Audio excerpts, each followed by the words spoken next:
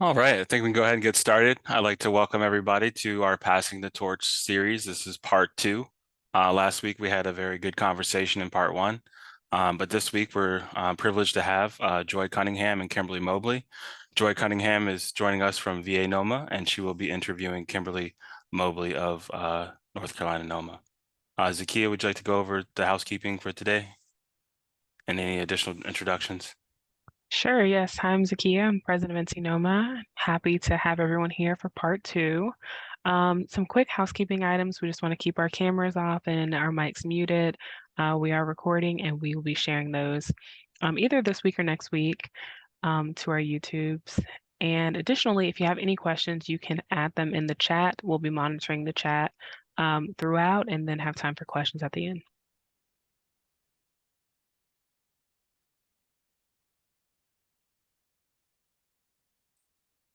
All right, well, let's go ahead and get started. Good afternoon to everyone joining us online. Happy Black History Month. My name is Joy Cunningham. I'm an architectural designer for MG2 in the McLean, Virginia office. For me, Black history is every day. It does not just acknowledge events of the past, but celebrates daily Black joy, Black creativity, Black voices, and the present Black experience.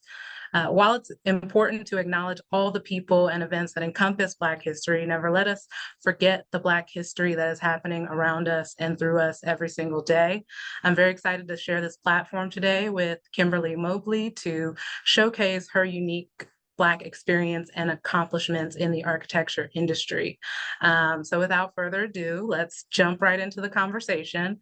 So Kimberly, I want to start off by just asking you about your background in architecture. So as I've had conversations with different colleagues and peers in the industry, I have come to learn that we all have unique stories of how we were drawn to architecture in the first place. So who or what sparked your interest in architecture and when? Thank you for having me, NCNOMA and VANOMA. Enjoy to speak with you as an honor. Well, it almost always starts with a set of blueprints. You know, as we know of blueprints, they are floor plans that have been produced a certain way that makes them blue. So my father was retiring from the military and scheduled to build his dream home. And he had a set of blueprints that I was able to study. And I always kind of had this artistic prowess to draw and sketch. And I was thinking, you know, if I could look at this and study it, be an artist and get a job, might be a pretty good combination.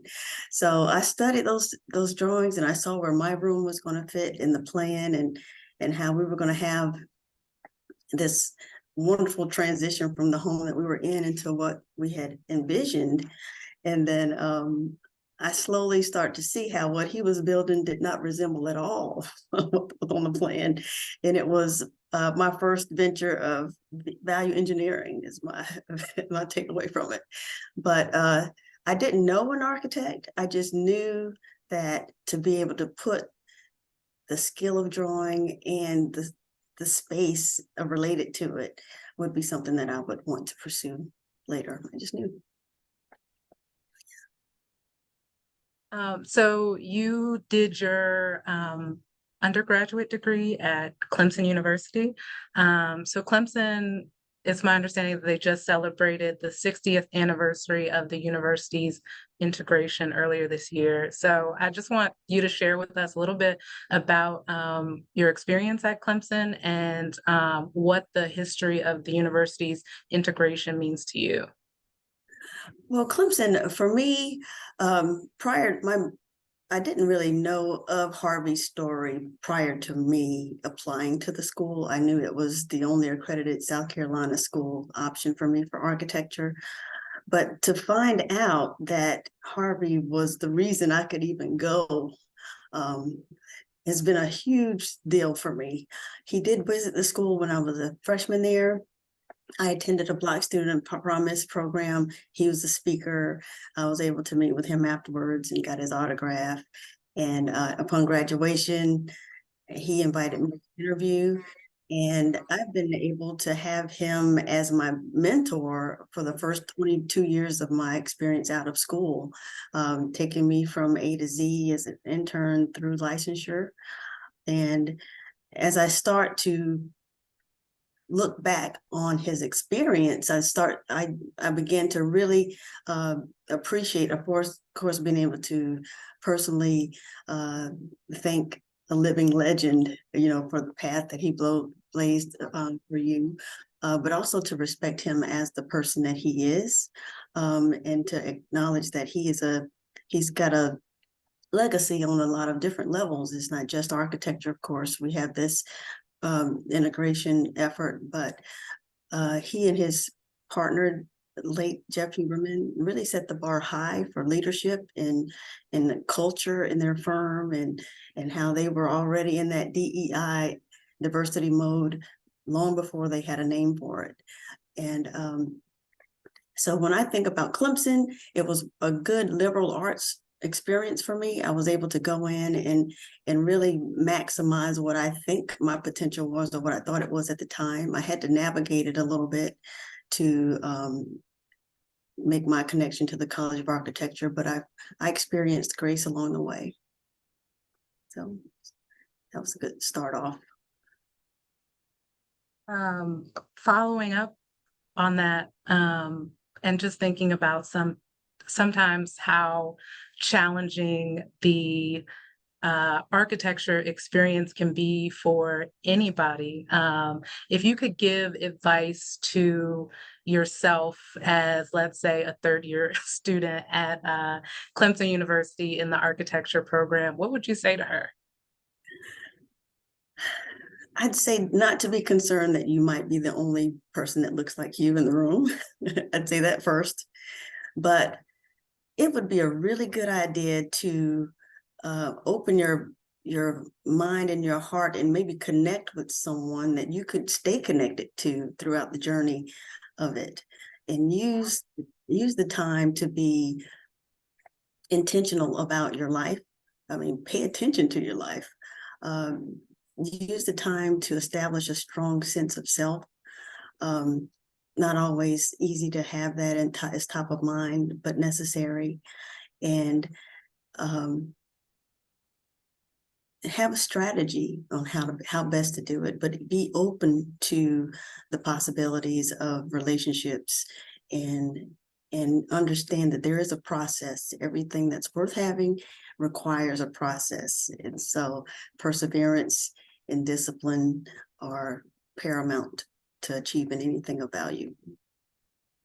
Yeah. Absolutely, absolutely. So you just mentioned staying connected to someone within your collegiate experience. Would you say that person was Harvey Gantt for you, or were there other individuals within your time at Clemson that you were still connected with today that have had an impact on your career? Yes, well, yes and yes. So Harvey, of course, I would give him, he's gotten me through the fire for sure. But I do have a couple of friends that I have a few folks that I met after I graduated that I know was at Clemson at the time. And I do have someone who actually was in the classroom, walking the walk with me, crying with me every day, cooking dinner, cappuccinos. I have someone that I can call that help me get through life a little bit, and we could share our gifts together. It means a lot to have someone that knows you from A until the present. Keep you motivated. Absolutely. Going through moments of celebration, and also those hard moments, like you mentioned, tearful moments, sharing tears together. Very important to have. I do want to go back to Harvey Gantt a little bit. So for those online that don't know, Harvey Gantt was Clemson's first Black student, and Clemson's architecture school also recently just celebrated him as an extension of the integration celebration. So I want you to talk a little bit more about how you carry the impact of Harvey Gantt on your life into your present experiences? Well, the one thing that I want to make sure that we are clear on with his history is that when Harvey made the decision with his parents to do this, he opened the doors for all African-American students to go to a public higher ed college, university in the state of South Carolina. It was not just getting into Clemson. And then when you think about the sacrifice involved with making a decision like that, I mean, you don't know the backstory. You see Harvey, he's at his prime, he's getting the flowers, but the day he decided to do it and he had to go up that road and leave his mom behind halfway up the road and then be isolated on campus when I guess the press conference wasn't around, he couldn't roam the campus like every other student. The isolation, the scrutiny, of course, the Black church helping them whenever they could on the weekends, I'm sure. But to have to deal with that kind of pressure and then come up with a design that was worth something. I mean, he had to perform. And so when I know, when I had to see that level of pressure, or I think about it, and then I think of him as the person he is and how gracious he is as an individual, and how authentic he is. I understand that there's a process to becoming someone that way, and the way he has shaped my perspective on perseverance and leadership doesn't necessarily mean being in the spotlight. It does mean that you have to be effective wherever you are, and you have to be in tune with the individuals that you are engaging. And authenticity is paramount.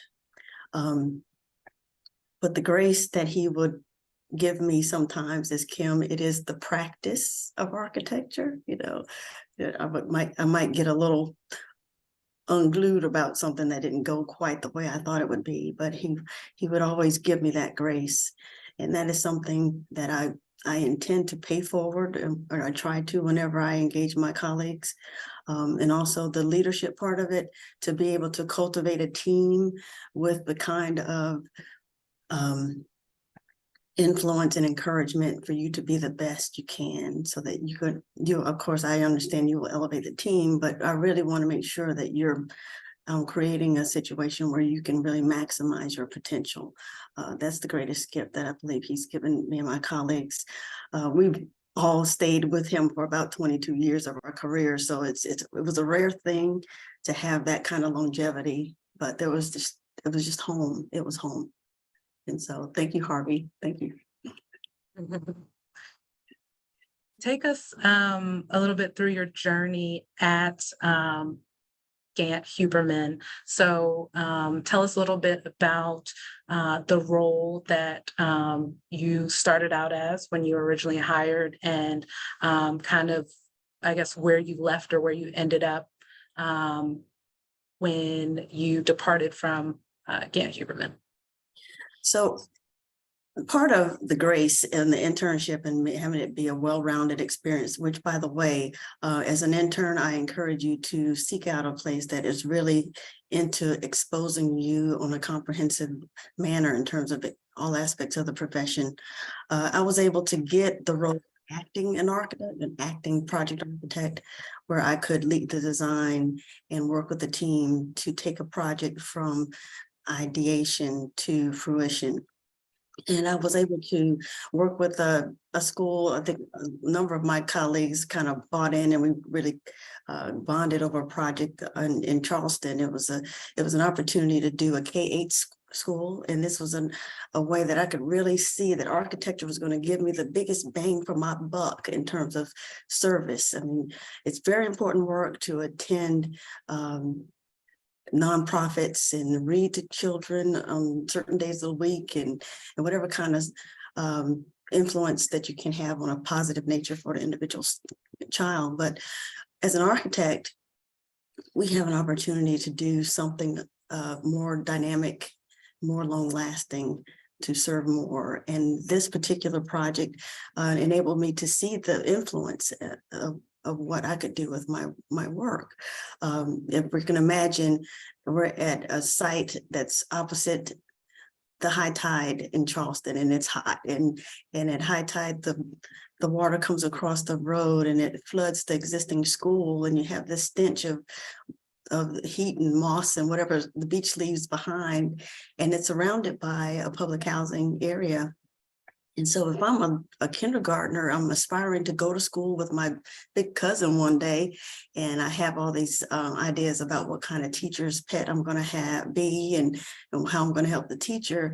I don't envision that I will be helping the teacher pick up surge protectors on Friday, or making sure my artwork doesn't hit the ground because the tide is going to make everything a mess when I come back Monday, or I can't reach my own library book because the books are out of reach because we know the tide is coming. So I can't have the independence that you start to have as someone who attends a library at that age. So when you have an opportunity to drive 95 piles in the ground and raise the ground floor up 8-9 feet out of the flood zone and create a situation where a child can go to school with pride and not have to worry about those type of things, it's something that helped me to understand that there's a calling for me for this. It's a way for me to serve. K-12 was a capacity that I was afforded to early on, but at this stage in my life, I'm seeing now that there's more that I can do with that same kind of premise in terms of being able to serve and make a difference. That's amazing. Yes, I definitely view architecture as a service as well. So I'm glad we share that thought. So the project you were just referring to, that was Sanders Clyde Elementary, is that correct? Yes, it was Sanders Clyde K-8. It might have evolved to something similar now. It's been a while. Yes. Okay. Can you elaborate on it a little bit? I just want to understand, I guess, what you found challenging about that project and also what you found successful. Okay, challenging, but there's no end to that. Okay, first of all, I mean, you need about 20 acres to do something like this. We had about 9. But most of all, you need to have the buy-in of the Charleston Historic Board. That's just the best way I can describe it right now. So you have to have a concept that can withstand the scrutiny of it.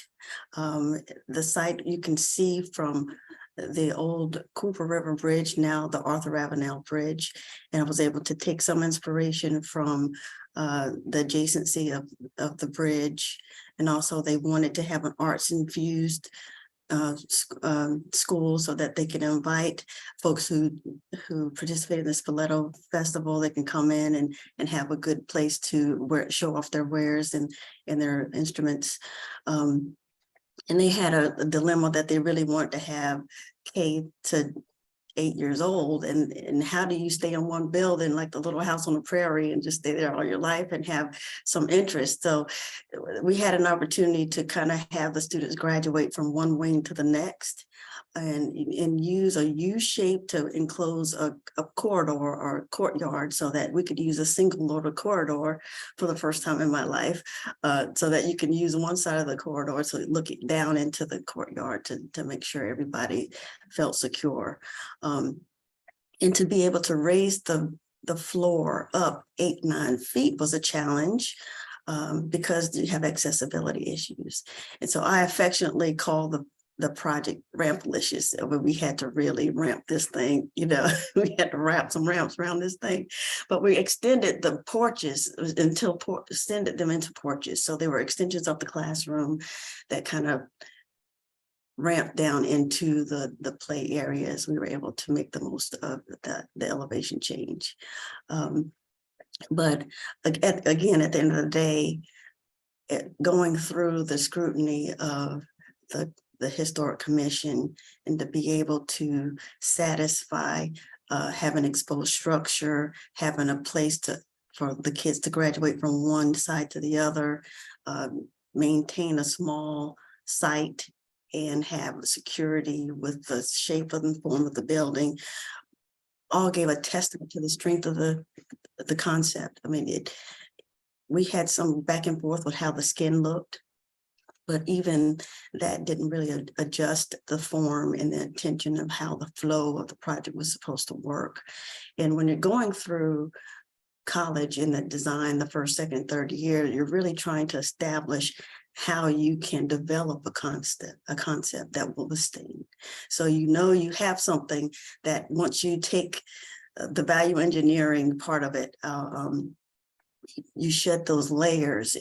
If you can withstand the judgment and the perceptions of folks having discussions about what it should and shouldn't be, but you're still true to the intent of the space, the project of the use, then you have something that you can count on as a strength of concept. Are there any other projects that you would like to mention that you feel are or were pivotal for your career? Well, that was so jam-packed, That's all. It has the best story associated with the comprehensiveness of what we do. But along the way, I've been able to see just the before and afters, having a reverence for the process, understanding that the design process, if it's a good one, if you're trying to get a premium product, there's no shortcuts. It's the Taj Mahal or it's a storage room. It's the process is the same. And so to have a respect for that process and to see it along the way, it gives satisfaction at the end when you know how you can exceed the expectations of those who are expecting it, and able to navigate the process with the vision and to get it so that folks are buying into it. They feel like they're part of it and they can see the benefits and the fruits of the journey is really where it's at. And I've been able to see that, I mean, even with what I'm doing now and some of the modest renovation projects. That's a beautiful perspective. Going on what you just left us with, sharing what you're doing now. So you've been a project architect at Brownstone Construction Group in Charlotte since 2020. Yes. So can you expand a little bit more on what you're currently working on there and how your previous experiences have guided you in this new experience that you've been at since 2020? Okay. First, I'd like to acknowledge Brownstone as, they're at the heart of it, a construction management company, and they have really, really made strides in that industry. They are the lead construction managers for the African American Museum in Charleston that's just opening up. Another Smithsonian, great. I want to give them a nod for that. As far as what I've been working with them on and the team is to really pull together my tenure and experience, mostly with Can't Human, but also with other folks, just to test out really what I know and how I can pull those skills together with the library, the bounty of information that I was able to collect with my colleagues to make things happen. So I have been afforded the role to be able to take the grace of the last 22 years and apply it a little bit more specifically, a little scaled down a little bit in terms of project scope, but be able to see the process work. I mean, test it out and be able to maintain a client relationship that is receptive to the success of the process and the diligence that I have been able to bring to the project that was totally cultivated from my upbringing, from my first 22 years. So it's satisfying to me at this stage to be able to put the pieces together I had one of those milestone birthdays a couple of weeks ago. And so when I say that happened 40 years ago, I know what I'm talking about, right? I know what I'm talking about. So when you start to put all of those years together and test it out on a large or small scale, it's gratifying. You know that no time, no efforts are wasted. And I believe that the best is yet to come because of this. Yeah. Absolutely, absolutely. Yeah, I'm looking forward to continuing to follow your journey after this. I do want to say, just congratulations on having over 20 years of experience in this field. I think that is amazing. So based on everything you shared so far, it is definitely evident you've had great success. However, I'm sure you've had your share of challenges as well. So I want to know what keeps you going and what makes you excited to wake up every day and continue in the practice of architecture. Yes, I have been through the fire, okay? If you're part of the first 500, which I have so much pride in being one of the first 500 African-American female architects, you just know when we walk in the room, there's a story to tell. So what really motivates me to get up every morning. Each morning I wake up and I thank God for an opportunity to try, just try to get it right again. Architecture, I have learned that it is not just a way to directly design and produce, but it's also given me a platform that I can start to reach out to do things that I care about. I am also involved with the Crew Charlotte, women in commercial real estate. And I'm on various committees there. We do student outreach. I get a call every now and then to speak with the next generation. But I'm getting those calls because of this association I have with the profession. And I'm able to connect with those folks who really can benefit from the process. I always like to encourage folks to understand that the architecture degree or education is a well-rounded, it's like the best liberal arts degree you can have. It's like I'm a wedding planner on steroids. Okay, I am the master planner.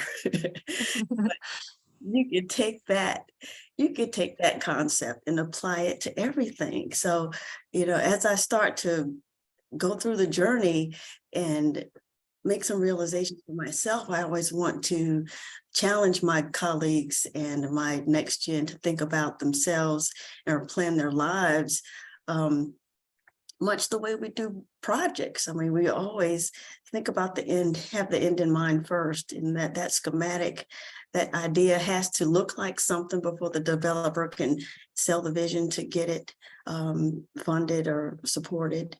And so once you know what you think the potential is, you have to back up and then strategize as to how to get there, which would be our construction documents. If you took that concept and applied it to your life to some degree, you'd have some. You won't have as many surprises when you have that milestone birthday.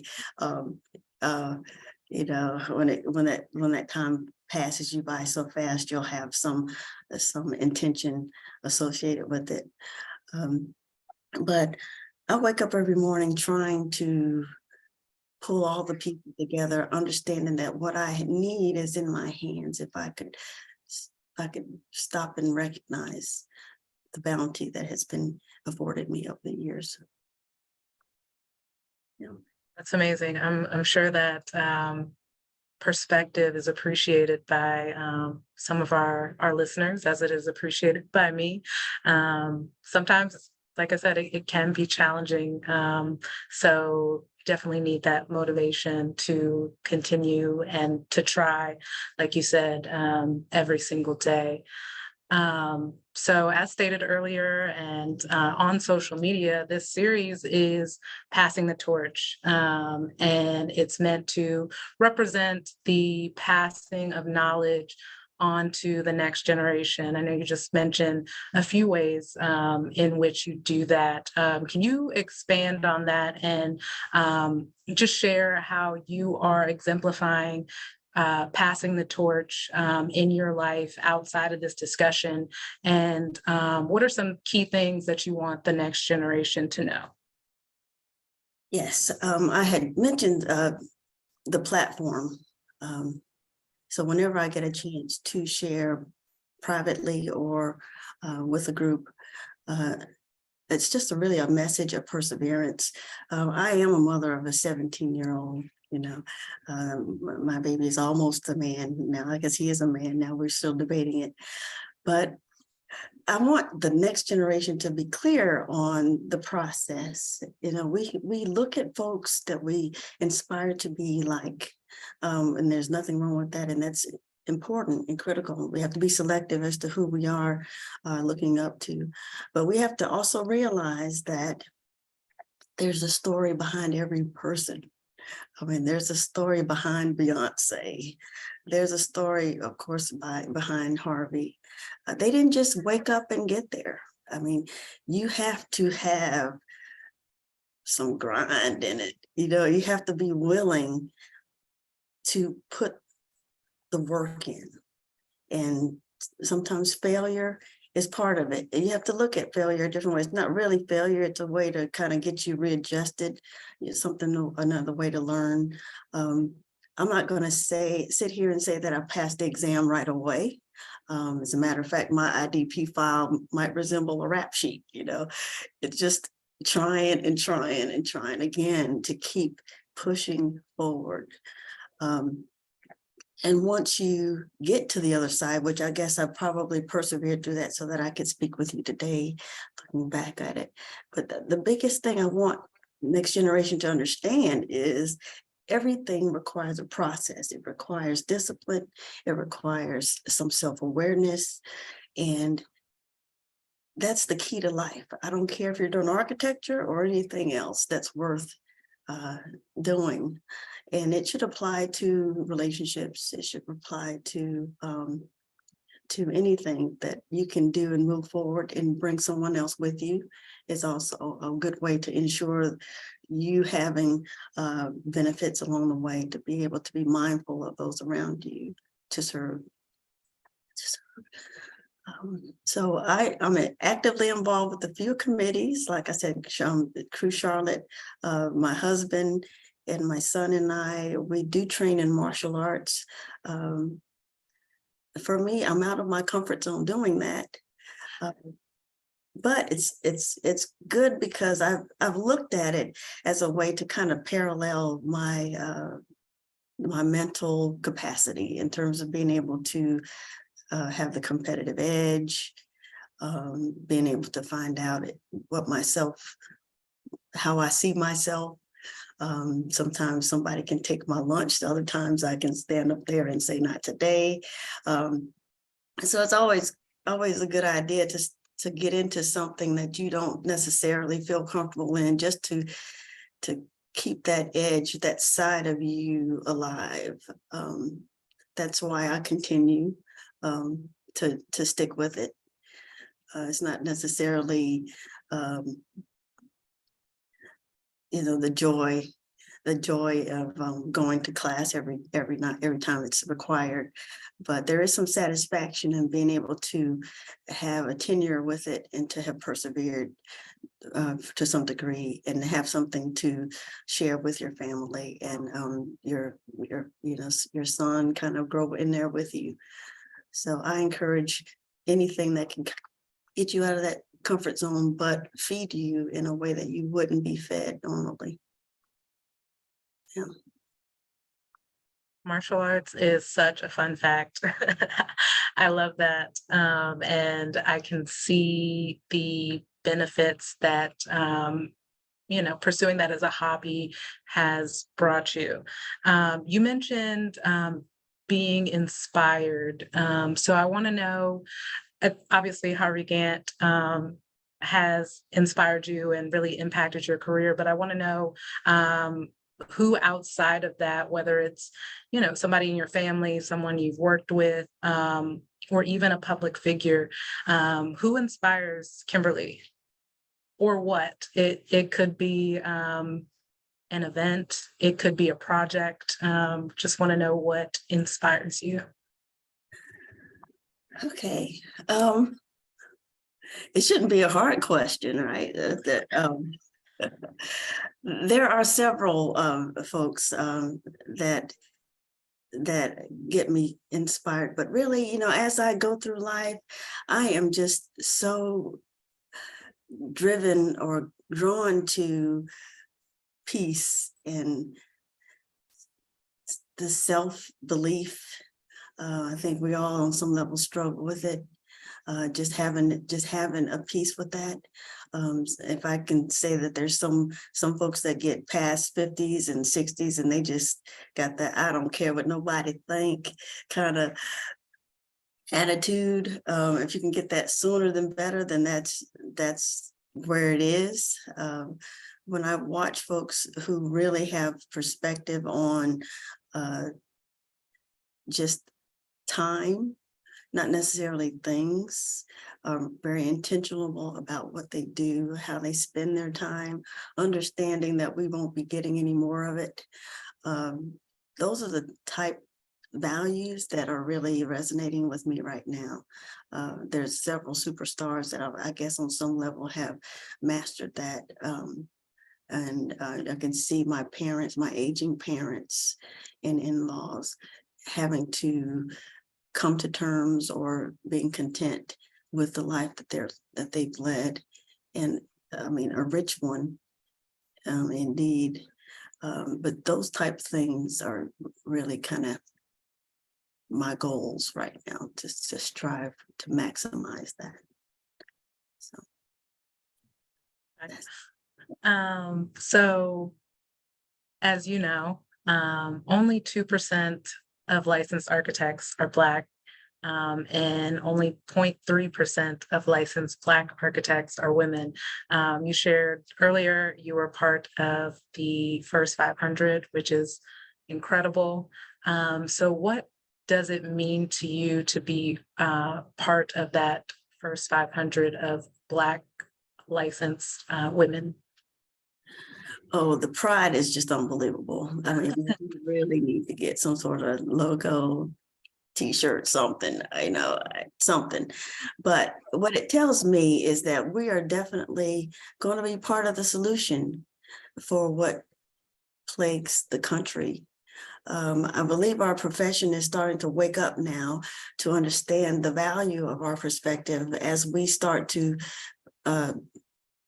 brown, the country begins to do the browning of America. We have some inner city challenges. We have these neighborhoods and developments that are on an obstacle course right now as to how to deal with the sustainability required with the environment and the cohesion of the coexisting of people, accessibility. We have a number of challenges ahead of us, but for the first time, I think the typical architect their back is against the wall, and they don't really know how to address these questions or these issues as the folks that are impacted the most look like the first 500. And so I'm optimistic that we will be bringing solutions to the table that are totally unique, applicable, and successful in terms of being able to navigate and deal and accommodate lots of people. Accommodations and accessibility is top of mind also in terms of universal accessibility for all in our designs. I'm starting to understand that even after with the pandemic, we're having this cross-generational thing happen where we used to having the throwbacks in the South where the big mama and the new next generation we were all in the same house together, just trying to make it happen. So, and then we have this baby boomer population that's aging, they're starting to try to figure out what a forever home is. What if we were able to really maximize our design skills and incorporate and integrate accessibility as a primary best practices part of what we do, where you don't have an appendage of something just because you need it at the time, but you're mindful you got a space that can work for a toddler trying to get themselves together and independent, and you have grandmama trying to make the most of her last years. Those kind of thoughts, the first 5 we have a lot of experience with that. I mean, the logistics and the needs associated with that kind of lifestyle, which we're finding is more and more universal than we all think. So that's what I'm optimistic about, the sisters bringing it together and providing a good legacy for the next gen to maintain and sustain. What doors has becoming licensed open for you in your career versus the time in your career where you weren't licensed? Well, I grew up in the Gant Huberman's firm, with Harvey. It was sheltered. I mean, let me just say that's what it was. So I was afforded the opportunity much in a way that any licensed person would ahead of time to a certain degree. But having said that, outside of the firm now, it's important to have that as an option to immediately establish some credibility.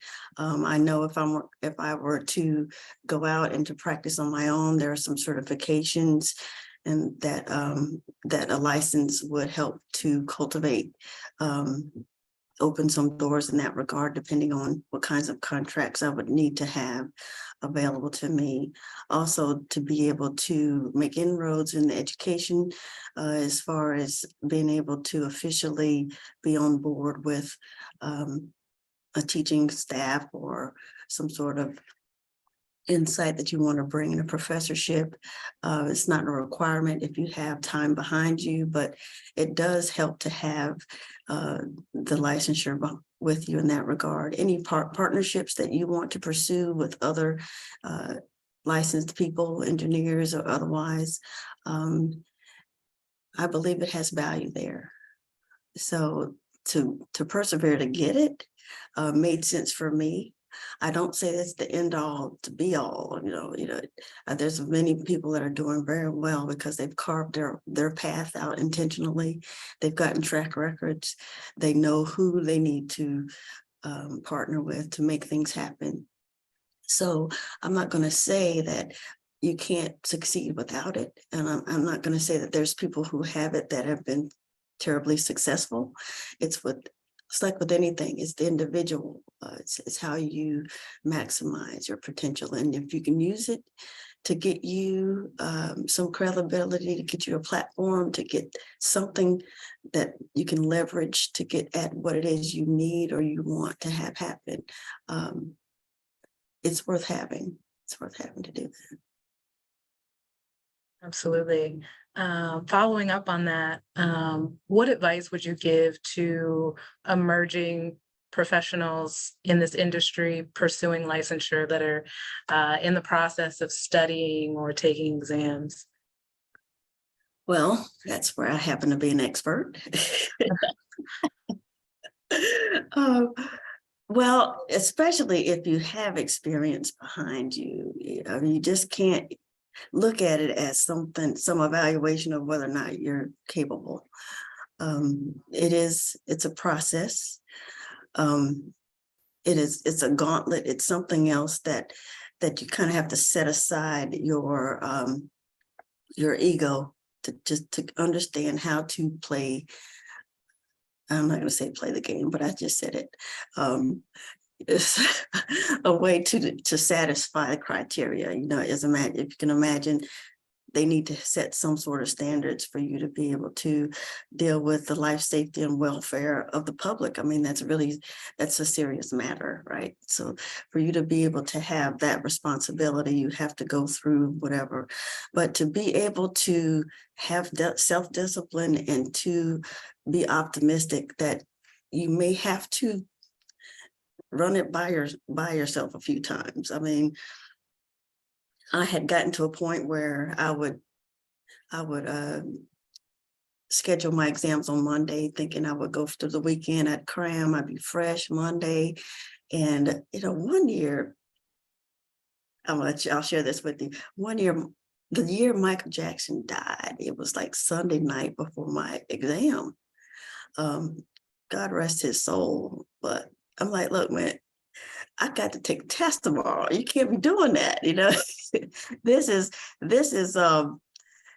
is what I need to stay focused. But having said that, and that might not have been appropriate, God rest his soul, Michael Jackson has made a difference in all of our lives in terms of his gift. But to be able to push through even some of those moments when you're challenged about being able to stay the course. Don't let it take away from your self-esteem or your intention, or make you reroute your focus. You just strategize, re-strategize, be open to other techniques and folks who are maybe doing something a different way. But it's always worth it to stay the course and to stay positive and understand that especially if you're already doing the job, that it's not necessarily evaluating how you do your job. I mean, if you're successful in doing your work, it's something that we just have to get past so that we can satisfy other criteria. It's not a reflection on your capabilities.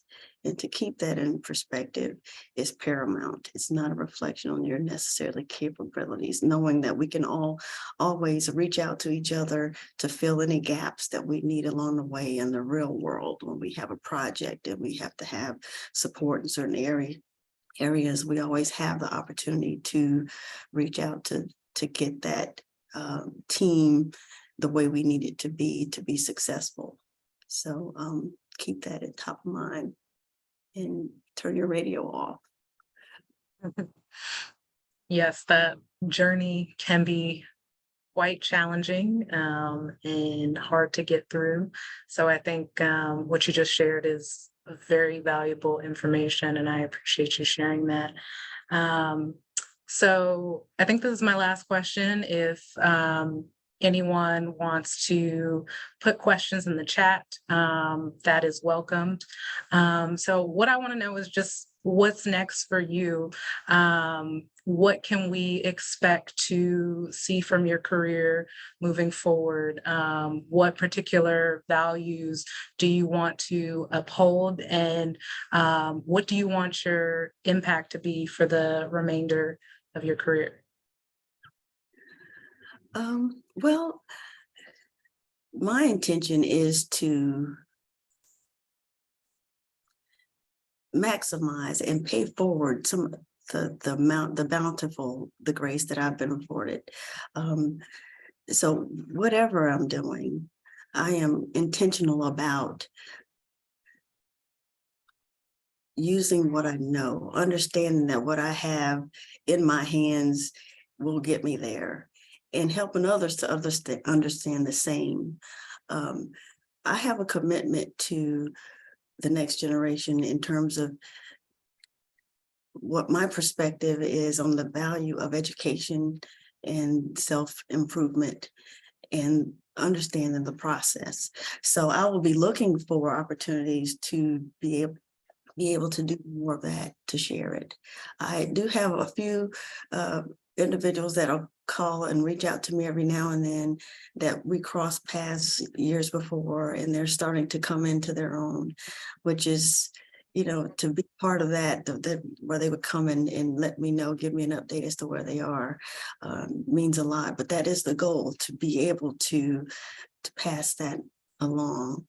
How I do it, there's still some faith involved with how it's going to get done.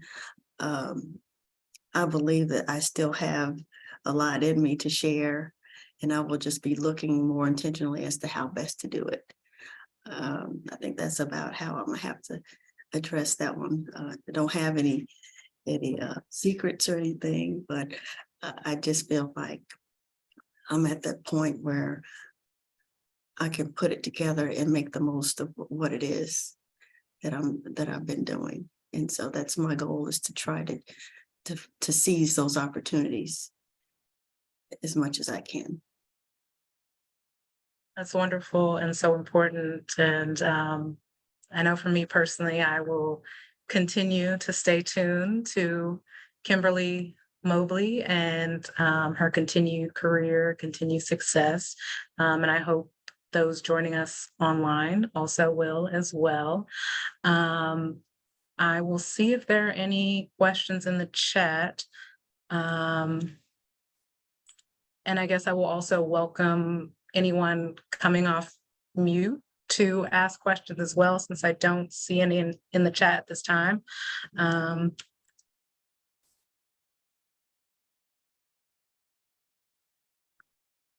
was awesome.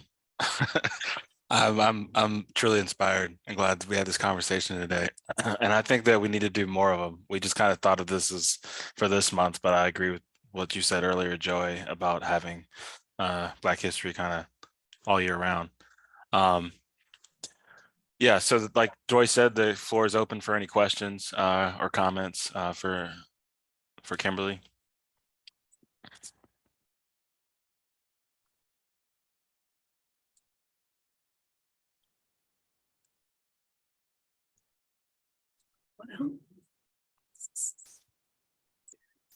Well, I'll go ahead and ask a question. One thing I found kind of interesting was you mentioned martial arts.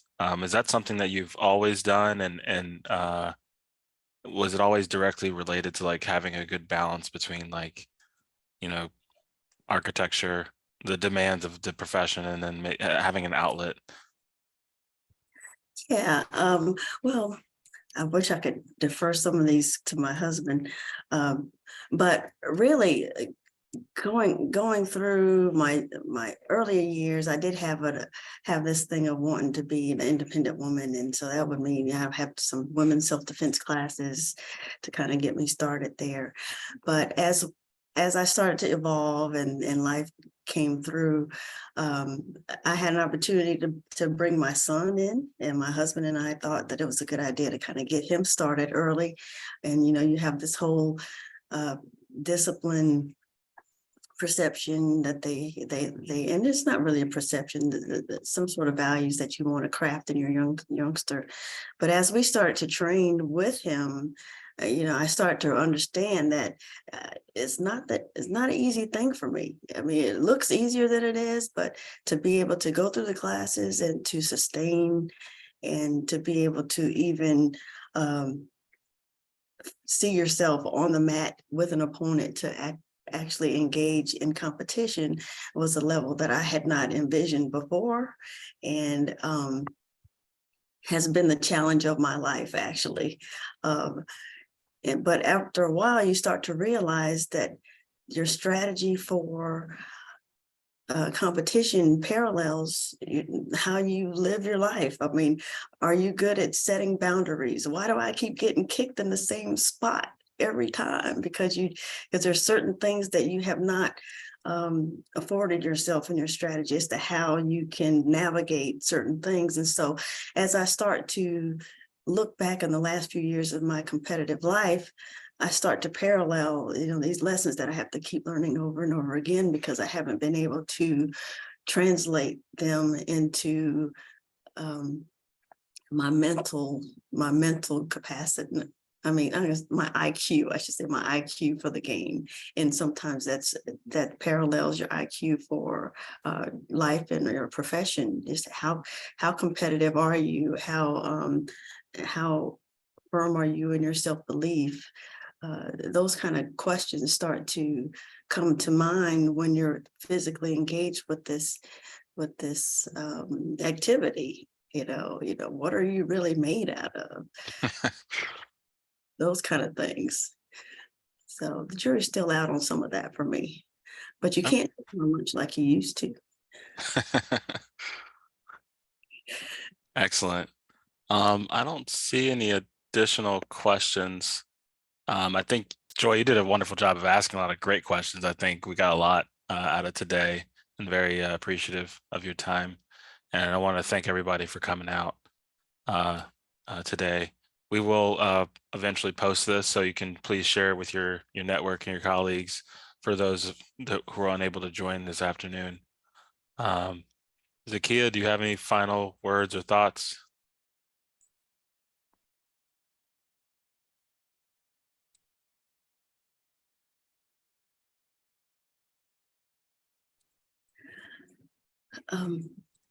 If I may, I'd like to thank NCNOMA and VANOMA for the invitation. It really means a lot to me for you to reach back and tap me to be able to share with you today.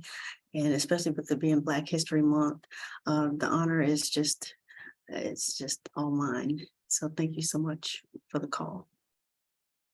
Not a problem. We thoroughly enjoyed having you. Yeah, I would like to say thank you as well. Thank you to everyone who tuned in. Really appreciate your attendance and support for not only myself, but for Kimberly, Virginia NOMA, and North Carolina NOMA. It is truly appreciated. And I hope you left excited to continue to follow Kimberly's journey forward in architecture, and to stay tuned for more North Carolina and Virginia NOMA events. Well said. Thank you, everybody. Thank you. Take care. Thank you, Joy. Good job.